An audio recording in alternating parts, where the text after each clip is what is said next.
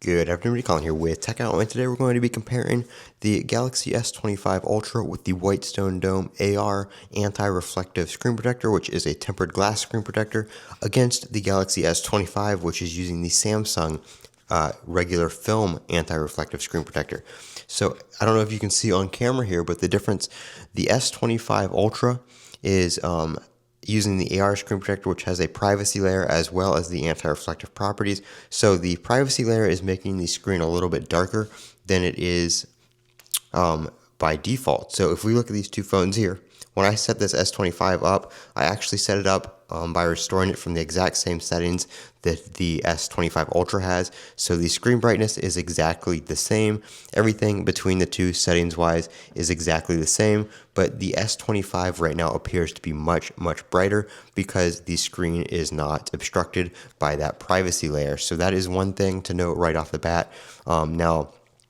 Whitestone Dome, I don't think, has one that is anti-reflective without that, but they do have other screen protectors, obviously regular glass ones, and there's probably some other ones out on the market that are anti-reflective without the privacy bit. So, but I just want to compare these two so you guys can see what they look like. Now, anti-reflective wise, they're both about the same, at least in my eyes. From this angle, I don't really see much of a difference. But that being said, this one is definitely much darker screen-wise. Excuse me. A lot of the screen light does not get through on the S25 Ultra with that privacy layer.